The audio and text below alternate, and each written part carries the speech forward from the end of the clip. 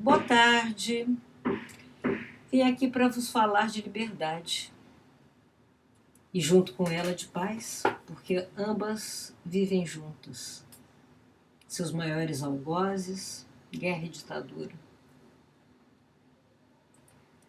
Quero contar para vocês histórias vividas por mim e pelos meus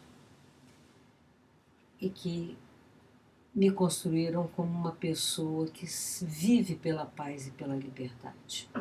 A primeira delas é contar como foi que eu fui proibida de nascer na minha terra por força de atos ditatoriais. Foi assim. Em 1946, o Brasil vinha de sair de uma ditadura tremenda, muita gente presa, morta, torturada, aquela coisa que a gente viveu depois amplamente, infelizmente. E com a saída da ditadura, uma liberdade, uma coisa que se abria de tentativa de uma democracia plena. Tinha acabado a guerra e o Partido Comunista Brasileiro tornou-se legal. Meu pai, escritor Jorge Amado, era membro do partido, uma figura conhecida, respeitada, já um escritor também conhecido e respeitado, e recebeu a tarefa, a incumbência de se candidatar a deputado. Não era coisa dele, ele não gostava de vida parlamentar, ou imaginava que não gostaria de levar uma vida parlamentar, mas achou que deveria fazer, já que tinha lutado tanto na ilegalidade, agora que era legal, como se abster. Foi eleito, muito bem eleito, candidato mais votado de São Paulo.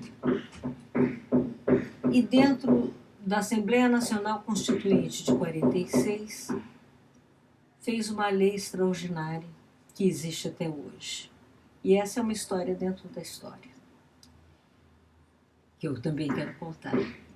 Naquele tempo, as religiões que não eram a católica eram muito perseguidas no Brasil, mas perseguidas de uma forma muito bárbara e cruel.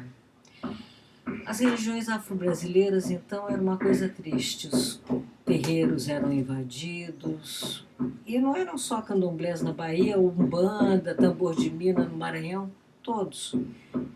Os pais de santo eram presos, maltratados, torturados, alguns mortos, os orixás profanados. Mas não pensem que era só dessa parte negra, não. Os protestantes, os evangélicos de todas as profecias, também eram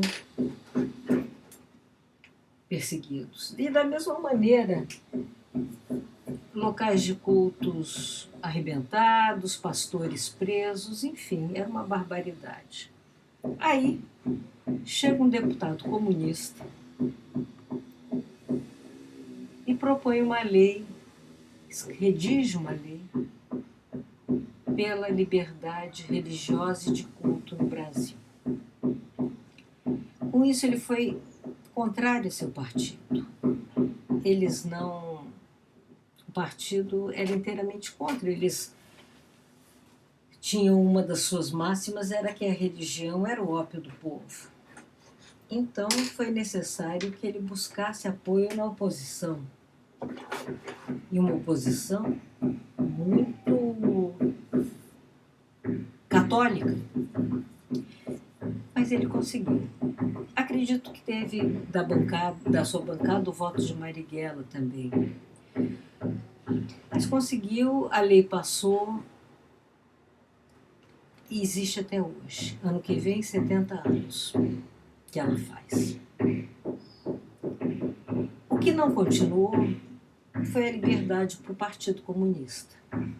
A Guerra Fria, que vinha dos Estados Unidos, fez com que esse governo dito democrático começasse a mostrar seus atos ditatoriais.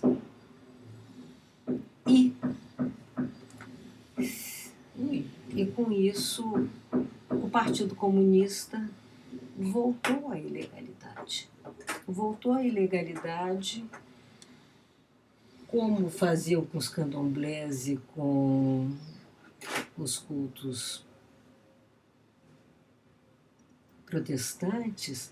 As casas dos comunistas foram invadidas, eles foram presos, torturados, massacrados. A casa dos meus pais também foi invadida. Os móveis arrebentados, os papéis revirados, levados, queimados, tudo isso na frente de meu irmão recém-nascido e de minha mãe recém-parida. Meu pai não foi preso porque não estava em casa nesse momento. E rapidamente saiu do Brasil, pois que, sendo um militante, e um militante conhecido no exterior, valia mais para a luta da liberdade, da paz, que ele estivesse lutando junto com seus pares, os intelectuais, que haviam armado o Comitê Internacional pela Paz, do que preso na cadeia. Então ele vai para a França, vai a família toda para a França, onde por 2 anos, junto com Louis Aragon, com Pablo Picasso, com Pablo Neruda, que tinha ele também sido senador no Chile e que vinha de perder o mandato pela ditadura de Gabriel Videla que se instaurara no Chile. Juntos, fazendo um lindo trabalho pela paz e pela liberdade no mundo. Mas a Guerra Fria fez com que a França também entrasse no jogo e expulsasse de seu território os escritores que ali estavam exilados por comunistas. Papai e sua família, minha família, teve 48 horas para sair de Paris. Ali não eram mais bem-vindos. Foram bem-vindos na então Tchecoslováquia, hoje República Tcheca. E ali aconteceu que eu pude nascer. Nasci em Praga, porque não podia nascer no Brasil. Eu ia dizer na Bahia, mas hoje em dia eu sou baiana, graças a Deus. Essa é uma história. Como é que se pode tirar a liberdade de alguém de nascer no seu país? Foi o meu caso pessoal. Mas eu preciso dizer a vocês que, para mim, o mais importante hoje aqui é contar uma historinha a respeito da liberdade da palavra. Não de liberdade só da palavra liberdade, que estamos aqui falando, mas a liberdade de se dizer o que se pensa. E a palavra, seja ela escrita, seja ela falada, seja ela por sinais, seja ela de que forma for, ela é a expressão, a maneira que se tem de expressar o pensamento. E o homem pensa. E é através do pensamento que transmite conhecimento, que recebe conhecimento e que vem a agir. E nem sempre ela é respeitada. A história que eu quero contar tem a ver com uma coisa chamada o politicamente correto. Para mim, o politicamente correto é uma forma de ditadura subliminar, travestida de bom mocismo. Não direi esta palavra porque ela chocará os outros. E aí eu digo a vocês, a melhor lição que eu aprendi na minha vida, de meu pai e de minha mãe, foi pensar pela própria palavra, pela própria cabeça. Meu pai gostava de dizer assim: minha filha, não existe nada mais importante do que pensar pela própria cabeça. Transmitir o seu próprio pensamento por palavras. Às vezes, fazer isso custa muito caro. Custa prisão, custa tortura, custa exílio, custa ser mal visto. Mas sempre será baratíssimo, por mais alto que seja o preço, se o resultado disso for liberdade. Nunca mais esqueci isso, nem ele me deixava esquecer, por repetir isso sempre e por agir dessa maneira sempre. A história que eu quero contar foi de um dia em que eu estava viajando. Isso tem 9 anos que aconteceu, eu sei porque é exatamente a idade do meu neto. E minha mãe já era velhinha, papai já tinha morrido. E estava em casa, ela era muito lúcida e muito bem de saúde, mas ela não gostava de ficar sozinha. Assim que eu viajei, e quando eu entrei no táxi, telefonei para ela, ela me disse, eu disse, e aí mãe, como vai? Ah, minha filha, péssima, péssima. Acordei tonta, uma coisa horrível, eu posso a qualquer momento cair e quebrar minha perna. E aí, você vai estar aqui ou não vai estar? O que vai ser de mim? Ah, meu Deus do céu, por que você tinha que viajar? Essas coisas. Então eu disse a ela, ó mãe, faz uma coisa, pede para a Rose fazer um café preto, bem forte para você. Toma, que você deve estar com a pressão um pouquinho baixa, você vai deixar de ficar tonta, vai ficar melhor. Você faz isso, que você vai melhorar. Quando eu desliguei o telefone, o motorista do táxi me disse, minha senhora, eu posso lhe fazer uma pergunta? O que a senhora entende por café preto? Aí eu disse para ele, olha, para mim café preto é café sem leite e forte. Um café que você olha para ele está bem preto. Aí ele me disse, eu disse, por que o senhor quer saber isso? E ele disse, porque talvez a senhora não saiba, mas hoje em dia é proibido dizer a palavra preto. A senhora pode ser presa, não sabia não? Eu disse, eu não. Como eu posso ser presa? Ah, procura ver que a senhora vai ver. Saiu agora, tem outras palavras também que são proibidas. Eu fiquei abismada.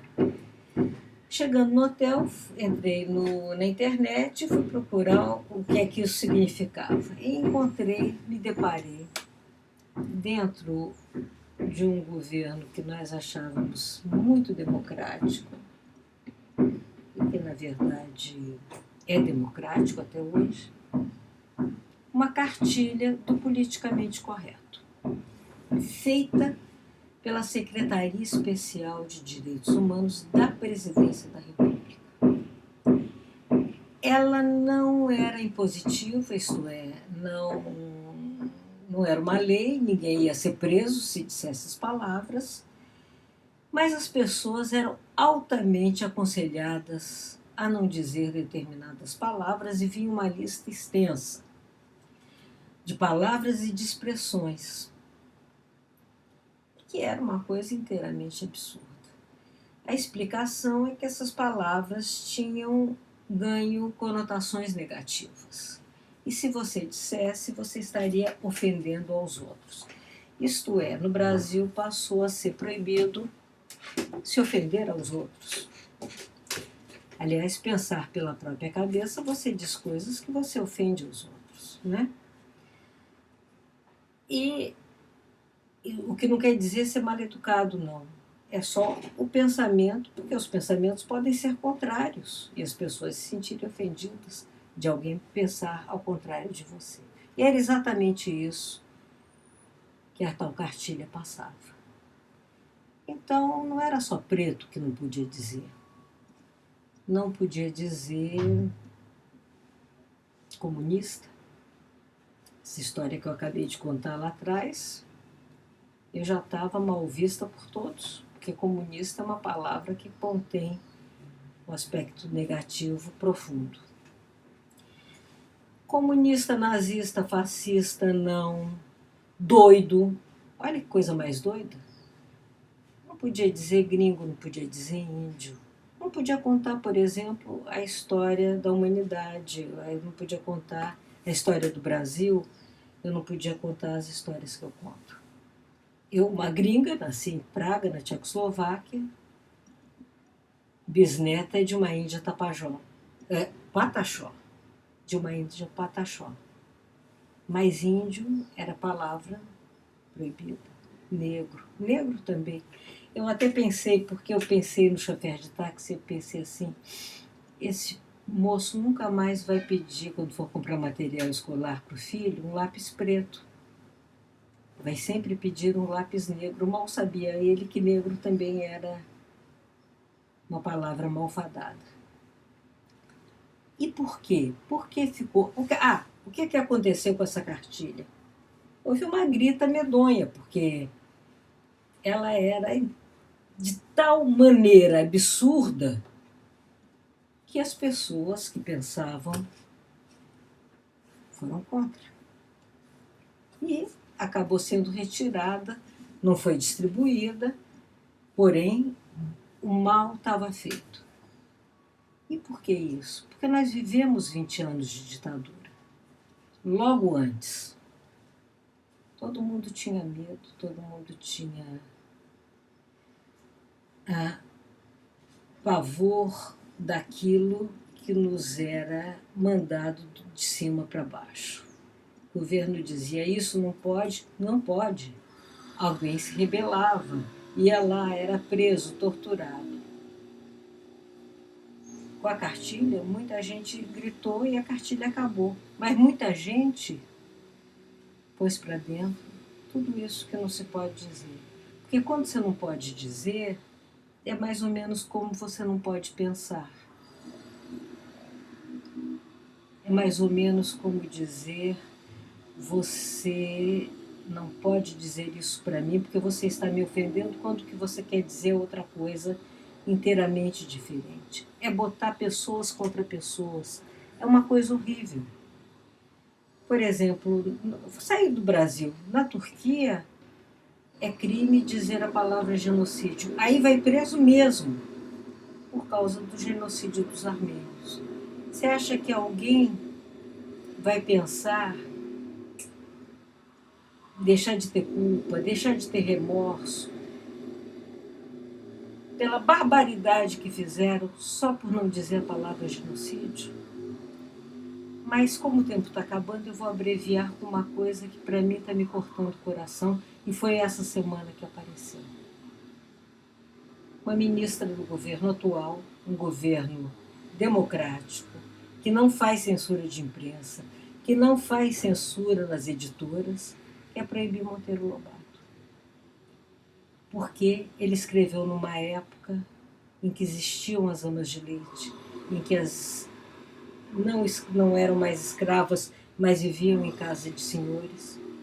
Ele escreveu Dona Benta, que iluminou o sonho de todos nós, que nos trouxe tanto carinho. Mas para ela, dentro de um quadro de politicamente correto, é um crime. Por que será? Será que vão fazer como fizeram com meu pai na ditadura do Estado Novo? Vão queimar os livros de Monteiro Lobato em praça pública? Aí é muito triste demais, porque não é uma ditadura, ao menos uma ditadura clara. Acabou meu tempo já, 1 minuto, e eu quero me despedir. Como se despedia meu pai com seu grande amigo, Camafeu de Oxóssi, Bai de Xangô. Um beijo, meu bom. Até a próxima vez. Um beijo, meus pretos. Até a próxima vez.